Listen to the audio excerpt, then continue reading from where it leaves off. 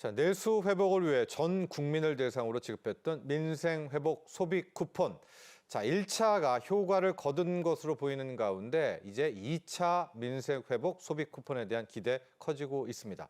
자, 다음 주부터 지급이 시작되는데 오늘은 바로 이 민생 회복 소비 쿠폰 자세하게 살펴보도록 하겠습니다. 권혁중 경제평론가 함께합니다. 안녕하십니까? 네, 안녕하십니까? 자, 지금 1차 신청 이 지급이 이제 12일 날 이제 마감이 됐고요.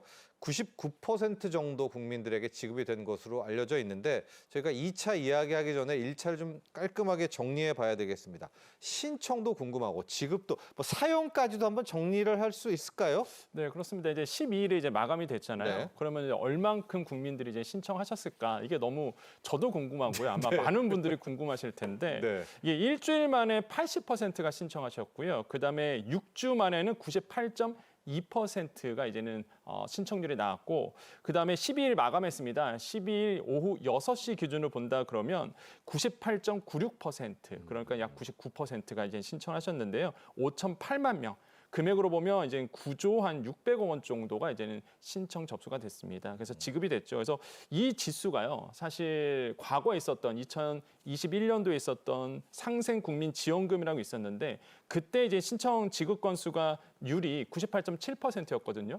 이거보다 더 잘 나왔습니다. 그게 뭐냐? 이번에 이제 민생회복 소비 쿠폰 1차 지급이 국민들의 이제 체감하는데 또한 접수하는데 더 편했다는 거죠. 그래서 접근성이 굉장히 좋았다 이렇게 보시면 되는데 그럼 접근성이 왜 좋았는가라고 본다 그러면 신용카드와 이제 체크카드로 이제 신청을 또 받았기 때문에 그렇다. 그래서 실제 신용카드와 체크카드의 이제 신청률을 봤더니 69.2%로 가장 많이 또 신청을 하셨습니다. 그다음 이어서 뭐 지역상 상품권 18%, 선불카드 12% 나오면서 신용 체크카드로 많이 신청하셨고 또 궁금한 게 이거였어요. 이제 신용 체크카드로 이제는 신청하셨으면 얼마큼 또 사용하셨는가라고 봤더니 88%가 이미 다 사용을 완료하셨습니다. 그래서 이런 것들도 굉장히 국민의 이제 접근성이 굉장히 좋아졌다라고 생각을 해보겠고 지금 이제 보이고 나오는데요. 업종별 사용의 비중입니다. 봤더니 대중음식점이 이제 전체의 40%의 비중을 차지했거든요. 그러니까 많은 분들이 이제는 가족끼리 외식도 하고 이렇게 소비를 했다라는 게 이제 나오고요. 또한 마트, 식료품에서 15%, 그다음 편의점이 9.5%. 편의점 말은 많았는데 10%가 안 되네요. 비중이. 네. 예. 그래도 많았나요? 예. 네, 그래도 이제는 평소에 정도도? 대비해서, 네. 평소에 비해서도 많았고요. 네. 특히 이제 편의점 같은 경우에는 생활용품에서 많이 나갔다고 해요. 그래서 이런 점들이 좀 차이점이고 병원 약국 이렇게 해서 이제는 비중을 좀 차지하고 있습니다. 확실히 많은 국민들께서 이제는 이렇게 소비에 이제는 많은 중점을 뒀다 이렇게 좀 생각을 해보겠습니다. 자, 1차 민생회복 소비 쿠폰. 이제 그 명분과 대의 명분이 이제 소비 회복, 그렇죠? 맞습니다. 내수 회복 아니었습니까? 지표로 보면은 소비자 심리 지수를 본다면 얼마나 효과가 있었을지 알 것 같은데 소비자 심리 아예 지표로 좀 들어가 보죠. 네, 맞습니다. 이게 사실 민생회복 소비 쿠폰의 취지는 내수 회복이고요. 무엇보다 이제 소상공인이 너무 어렵다 보니까 소상공인을 도와주고 그다음에 내수 회복에 방점을 뒀는데 그럼 실제적으로 이제는 1차분이 지급이 됐고 소비 심리를 어떻게 됐느냐라고 이제 조사가 됐습니다. 이게 지금 보니까요. 일단 소비자 심리 지수 7월이 이제는 110.8 이렇게 나왔는데 이게 21년 이후에 이제는 최대치고요. 8월에 가서는요 111.4 그러니까 7년 7개월 만에 최고치로 나왔습니다. 보시면 아시겠지만 이제 소비자 심리 지수는요. 이 소비자 동향 지수 15개 중에서 6개 지표를 뽑아서 이제는 추이를 내죠. 그래서 100보다 높다라고 본다 그러면 소비자의 심리가 이제 긍정적으로 변하고 있다라고 판단해 봅니다. 보시면 아시겠지만 이제 5월부터 100을 넘어서면서 소비자 심리 지수가 좋아지고 있고 특히 이제 민생회복 소비 쿠폰이 발급된 이후에 계속적으로 낙관된 지표가 나오고 있다라는 거죠. 이런 점들이 이제 고무적으로 이제 우리가 생각할 수 있겠고 확실히 민생회복 소비 쿠폰이 소비 심리를 개선하는 데 큰 역할을 담당하고 있다라고 생각을 해봅니다. 이 6개 지표는요. 딱 이거예요. 생활 형편이라든지 나의 수입이라든지 앞으로의 지출 그런 다음에 이제는 경기 전망, 현재와 미래 이렇게 보고 있는데 그러다 보니까 내 생활과 밀접한 지표들이거든요. 소비 심리가 좋아지고 있고 민생회복 소비 쿠폰으로 인해서 더더욱 긍정적인 포지션으로 가고 있다 이렇게 판단해 봅니다. 자, 특히 이제 분야별로 전통 시장에서 효과가 있더라, 소상공인들이 좋아라 하더라, 이제 이런 이야기들이 있는데요. BSI라고 해서 이제 직접적으로 좀 설문하는 이제 그런 통계들이 있지 않습니까? 네. 우리 소상공인 분들 또 전통 시장에서 실제적으로 어떻게 좀 영향을 미쳤는지 좀 알아볼까요? 네, 맞습니다. 이 민생회복 소비 쿠폰의 또 하나의 취지, 아까 말씀드린 것처럼 이제 소상공인에 대한 매출 증대가 또 하나의 목적이었습니다. 그래서 이제 많은 분들이 아까 우리가 그래프에도 봤지만은 대중 음식점에서 많이 소비를 하셨거든요. 이게 한 40%에서 식당에서 사용을 하셨다라고 통계가 나오죠. 그래서 지역 상권에 톡톡한 효과를 거뒀다라고 우리가 판단해 볼 수 있습니다. 실제 소상공인과 전통시장에 대한 이 기업 경기 실사 지수가 있는데요. 네. 8월에 이제 체감 기업 경기 실사 지수가 72.3으로 이제 조사가 됐는데 이거 많이 오른 겁니다, 사실. 그래서 이런 것들도 눈에 볼 수 있겠고 전월 대비해서 한 10포인트 정도 더 오른 거거든요. 그래서 이런 것들도 봤을 때 확실히 소상공인에 대한 이런 경기 실사 지수가 심리 지수도 좋아지고 있다. 여기서 말하는 이제 기업 경기 실사 지수는요. 아까 앵커님이 말씀하신 것처럼 이 사업체에 대해서 뭐 소상공인이겠죠. 여기서 보면은 소상공인에 대한 실적과 계획들을 총망라해서 여기서 나는 의견을 수치화해서 경기 동향을 판단해 보는 겁니다. 물어보는 거죠. 맞습니다. 네. 그래서 이것을 봤을 때 이제 50이 넘었기 때문에 이런 점에서는 굉장히 의미 있다라고 좀 생각을 해보겠고요. 그래서 100 이하면은 일제적으로 좀 악화됐다. 아니면 100 이상이면은 긍정적이다. 이런 포지션을 갖고 있는데 지금은 뭐 워낙 그동안 내수가 안 좋았다 보니까 일단은 100 미만으로 나오고 있지만 이게 그래도 이제 반등을 하고 있다는 게 가장 큰 의미라고 생각을 해봐요. 그래서 3개월 연속 오르고 있는 추세거든요. 그래서 이게 좀 더 오른다 그러면은 확실히 이제는 뭐 100 근처까지도 갈 수 있다라는 이제 긍정적인 어떤 의견들이 나오고 있는데 뭐 그래프를 보시면은 이제 실제로 표가 납니다. 그래서 지금은 이제 나오진 않고 있지만은 제가 이제는 공문을 봤더니 뭐 그래프가요 3개월 연속 밑으로 우하하는 그래프가 나오다가 이번에 8월 달에 2.3 나오면서 확 올라갔거든요. 그래서 이런 거 봤을 때 확실히 이런 민생 소비 쿠폰이 확실히 이제는 뭐 기업들에 대해서도 소상공인에 대해서도 긍정적인 어떤 영향을 주고 있다고 생각을 해봅니다. 또 한 가지가 그렇게 본다 그러면 전통시장도 보셔야 되는데 전통시장도 비슷한 그래프예요. 그래서 1차 소비 쿠폰 나오면서 상승 곡선에 나아갔고 이게 지수로 조사해봤더니 75.6으로 나오더라고요. 네. 그래서 이런 것들도 굉장히 의미가 있다라고 좀 생각을 해보겠습니다. 소상공인 연합회가 자체 차원으로 아마 실태 조사를 한 조사도 있더라고요. 네. 이제 매출 부분들. 왜냐하면 이게 이제 소상공인 전통시장 쪽에 이제 굉장히 많이 효과를 줬기 때문에 이 통계도 한번 볼까요? 네, 그렇습니다. 소상공인 연합회에서 이번에 어떤 설문조사를 했냐. 민생회복 소비 쿠폰 효과성 실태 조사를 했습니다. 그래서 이걸 봤을 때 과연 이 소상공인 분들에게 이 민생회복 소비 쿠폰에 어떤 영향을 미쳤냐. 특히 매출에 어떤 영향을 미쳤느냐. 이게 이제는 통계로서 나온 건데 보시면 아시겠지만 증가했다. 이 영향으로 해서 증가했다. 생각하시는 분들이 55.8%로 이제 나온 거예요. 그래서 크게 증가됨, 다소 증가됨 다 합쳐서 긍정이 이제 55.8%, 감소함이 이렇게 나오고 있는데 그래서 결국으로 본다 그러면 사업장에서 매출이 증가됐다라는 거죠. 사업장의 또 75.5%는요. 이 민생회복 소비 쿠폰이 전통시장과 소상공인에 대한 긍정적인 포지션, 그다음에 골목상권이라든지 유도 효과가 있었다라고 응답을 하셨고 사업장의 63%는요. 소비 진작에 도움이 됐다라고 이제는 응답을 하셨습니다. 이런 점을 봤을 때 확실히 민생회복 소비 쿠폰 1차 분이 이런 골목상권에라든지 소상공인에 대해서 굉장한 좋은 영향을 줬다라는 것도 이제 판단해 볼 수 있겠고 특히 저도 요번에 이제 통계를 보면서 이제 느꼈던 점이 이런 거 있었습니다. 네. 또 소상공인에게 물어봤어요. 만족도 조사를 또 했거든요. 만족도 조사를 봤더니 70.3%가 만족한다라고 응답을 하셨습니다. 소상공인 분들이.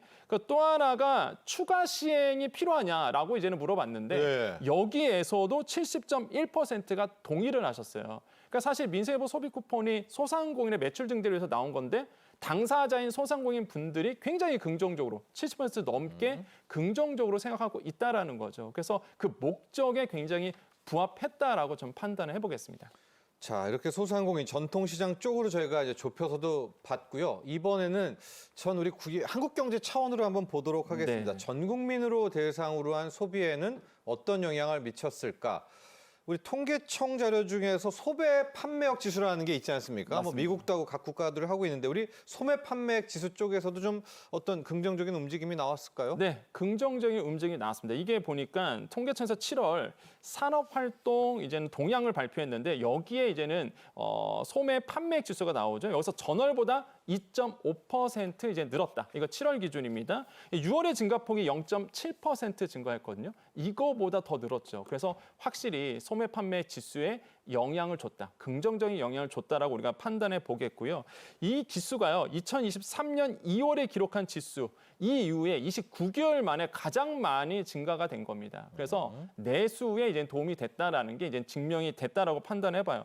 특히 여기서 이제 고무적으로 보셔야 되는 게 소매 판매 지수가 이제 늘어났잖아요. 그러다 보니까 소매 판매액에 대한 생산에도 이제 영향을 줬다라고 판단이 되거든요. 그러니까 소비가 되다 보니까 그걸 만들어내는 도소매업이라든지 생산에서 생산액이 더 증가가 되고 결국에는 이제 서비스업 생산이 되죠. 그래서 결국에는 내수에 도움이 되는 이런 상생의 역할이 이번에 이제 마중물 역할을 분명히 했다라고 판단해 봅니다. 그래서 지금 통계를 보니까 전체 산업 생산도 2개월 연속 증가된 것으로 나오고 있거든요. 그러니까 전체 생산을 본다 그러면 저는 고무적인 게 아까 트리플이라고 말씀하셨는데 설비 쪽입니다. 설비 투자가 이번에 한 전월보다 7.9%가 증가가 됐더라고요. 그 뜻은 뭐냐? 아까 말씀한 것처럼 소매라든지 소비도 증가가 됐지만 이런 어떤 생산 쪽에서도 또한 투자 쪽에서도 전월 대비해서 늘어났다는 이 트리플 증가죠. 그래서 이런 점들이 굉장히 고무적이다라고 판단해 보겠어 아마 뭐 시간이 갈수록 또한 2차분 남아 있습니다. 그래서 점점 더 소매 판매 지수도 더 늘어날 가능성도 전 있다 이렇게 판단해 봅니다. 자, 이렇게 1차 민생회복 소비 쿠폰을 정리를 해봤고요. 오늘 22일이 되면 2차 소비 쿠폰이 시작이 되는데 이번에는 전체 국민이 아닙니다. 전 국민 90%를 대상으로 금액도 차이가 있죠. 10만 원 규모의 이제 2차 쿠폰이 나가게 됩니다. 1초 때가 풀린 돈이 한 9조 600억 정도. 그러니까 2차까지 합치면 이게 한 3, 4조 정도가 되게 될 것 같은데요. 우리 2차 소비 쿠폰에 대한 전반적인 개요 한번 살펴보도록 할까요? 네, 그렇습니다. 이제 다음 주 월요일이죠. 이제 22일부터 2차 지급이 시작이 됩니다. 아시겠지만 이제는 상위 10%를 제외하고 일반 국민 90%에게 10만 원씩 이제 지급이 되는 소비 쿠폰이라고 보시면 되겠고 이번에 이제는 상위 10%를 구별하기 위해서 재산과 소비 기준을 뒀습니다. 네. 그래서 실제적으로 이제는 재산으로 본다 그러면 이제는 재산세 과표 기준이죠. 이제 12억 기준으로 봤습니다. 그래서 제가 봤어요. 이게 재산세 과표 12억이면 도대체 얼마까라고 봤더니 이제 공시가로 보면 한 26억 7천만 원 정도가 되고요. 그럼 이제 공시가가 26억 원이니까 시가로 보면 한 36억 원, 38억 원 정도 됩니다. 그래서 요 정도의 재산을 갖고 있는 분들은 사실상 이제 상위 10%라고 이제 보시고 나오지 않는다라고 보시면 되겠고요. 또한 금융소득도 같이 보거든요. 금융소득은 이자소득과 배당소득이 있죠. 이자소득 보통 이제는 보면은 2천만 원입니다. 배당소득해서 다 합쳐서 2천만 원 넘어가면 안 주는데 그럼 2천만 원이면 도대체 어느 정도 예금이 있어야 되나? 이 수익률 2% 기준으로 본다 그러면 예금 한 10억 원 정도. 10억이네요. 그다음에 배당으로 본다고 해도 한 10억 원 정도 투자하시는 분들. 그러니까 이런 분들은 이제 못 받는다는 거죠. 이런 분들은 아닌 이상은 다 받을 수 있다라고 생각을 해봅니다. 그러면 이제 또 하나가 이제 소득 기준이겠죠. 그러면 소득 기준을 뭘로 보느냐? 건강보험료 이제 기준으로 이제는 책정을 하게 됩니다. 그래서 건강보험료를 좀 봤더니 이번에 보니까 이제 3인 가족 같은 경우가 직장 가입자는 한 42만 원 정도 되고요. 그다음에 지역 가입자는 39만 원, 혼합은 한 42만 원 정도 되더라고요. 그래서 요 정도 있으면 이제는 사실상 이제는 넘어가면 이제 못 받는 거고 그다음에 이제는 맞벌이 등 다소득원 가구 기준이 있습니다. 이거는 누구를 그러면 다 소득원으로 볼 것인가? 왜냐하면 이게 좀 중요해요, 지금. 기준이 네, 좀 다르거든요. 네. 그래서 직장 가입자 같은 경우에는 가구 내에 직장을 다니시는 분들이 이제 2명 이상인 거죠. 그다음에 지역 가입자는 이제 뭐 아시겠지만 2024년 기준으로 봤을 때 종합소득과 분리과세 금융소득이 연 300만 원 이상인 가구 이게 2명 있을 경우에는 이제 다소득원으로 이제는 봅니다. 혼합은 직장 가입자, 지역 가입자 같이 있는 경우죠. 그래서 이렇게 나눠서 우리가 계산해 볼 수 있겠고 요 기준에 따라서 이제 건강보험료 기준이 또 책정이 돼 있습니다. 그래서 이 기준을 넘어간다. 그러면 이제는 못 받는다. 그래서 재산 기준과 소득 기준 요 두 가지의 이제 기준으로 이번 상위 10%를 구별을 했다라고 생각을 해보겠고요. 못 받는 분들은요. 아, 그래도 내가 상위 10%구나. 그렇게 해서 만족을 하시면은 좋을 것 같습니다. 받냐 못 받냐 말입니다. 지금 뭐 재산, 소득 이야기를 해주셨는데 이렇게 딱 어디 물어볼 데 없나요? 이게 저 이렇게 되는 게? 네, 일단은 다음 주 22일에 나오긴 하는데요. 네. 일단 국민비서라고 있었습니다. 네. 그래서 국민비서에 대해 신청하면은 안내를 받을 수 있는데 이거 근데 접수는 끝났습니다. 네. 이미 이제는 이번 주 월요일과 화요일에 이제는 접수를 했었으면은 바로 이제 문자가 이제 날라오게끔 돼 있거든요. 네. 하지만은 지금 못 하신 분들은요, 조금만 기다려 보시면 어차피 22일에 되면 알 수 있게 됩니다. 네. 그렇기 때문에 여러분께서 내가 받을지 못 받을지 신청해 보시면 바로 알 수 있다라고 말씀드립니다. 뭐 요일 이런 거 다 똑같이 가나요? 1차 때하고? 네, 20일부터? 맞습니다. 네, 20일부터 들어가는데 일단은 당연히 이제 오부제 기준으로 들어가게 됩니다. 그래서 신청은요, 월요일 날 22일 같은 경우에는 1과 6 출생연도입니다. 출생연도 끝자리가 1과 6이고요. 화요일은 27, 수요일은 38, 목요일은 4950 이런 식으로 하고 그 이후부터는 동일합니다. 근데 중요한 게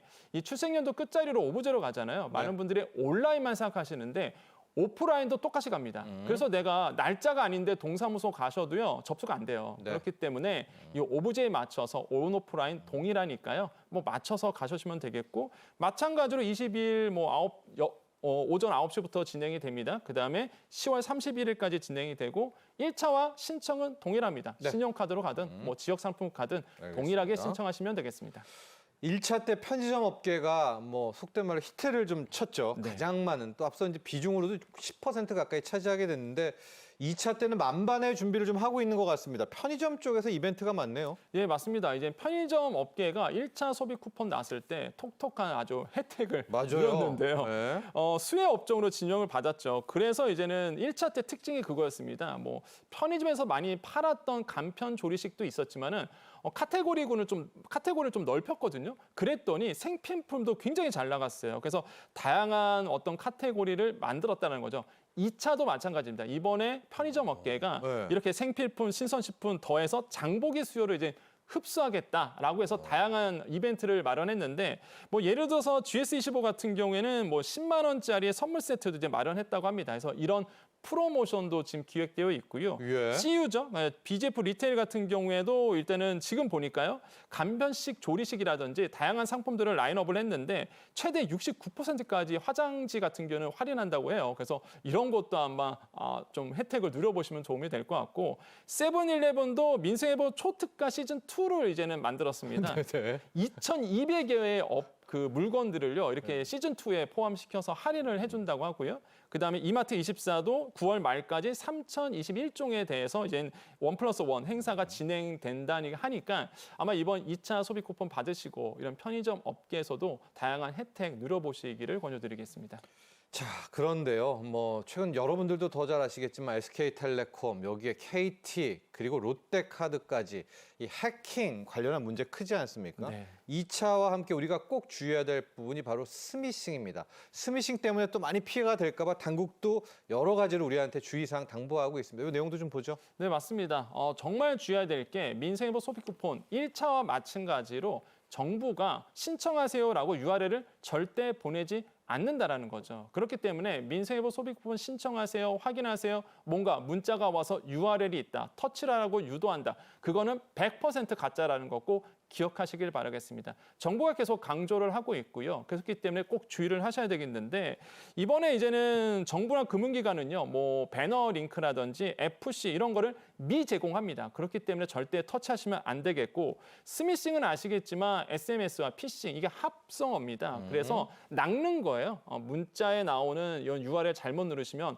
악성 앱 관리죠. 그다음에 나의 금융정보 나갑니다. 그다음에 금전적 손해를 입을 수 있기 때문에 조심하시고요. 네, 저런 거 네, URL입니다. 맞습니다. 저거 누르면 안 되는 거죠. 예, 네. 화면에 아주 잘 나오고 있는데 예. 지원금 신청이 접수되었습니다. 다시 한번 확인 부탁드립니다. 하면서 문자가 나오거든요. 저거 터치하시면 이제 스미싱에 딱 걸린다라고 보시면 되겠고 배너 링크 유용도 마찬가지입니다. 이런 것도 이제 조심하셔야 돼요. 자세히 보기 막 이런 거. 네. 그래서 저런 것을 주의하셔야 되겠다라고 말씀을 드립니다. 실제 1차 때요. 이 스미싱 건수가 한 430건 이제 신청 접수가 됐었어요. 이런 거 이때더라. 그런데 피해는 없었다라는 거. 네. 대국민 홍보가 잘 됐다라는 거죠. 알겠습니다. 이런 점들에 대해서 주의하시기 바라겠습니다. 자, 지금까지 권혁중 경제평론가와 함께했습니다. 오늘 감사합니다. 네, 감사합니다.